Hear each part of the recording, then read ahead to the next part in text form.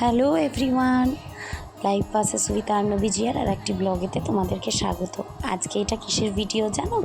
আজকে এটা হলো পুজো প্রস্তুতির ভিডিও। কারণ পুজো তো চলেই এলো, আমাদের বাঙালিদের কাছে এর কি পুজো আসতে কি আর দেরি আছে?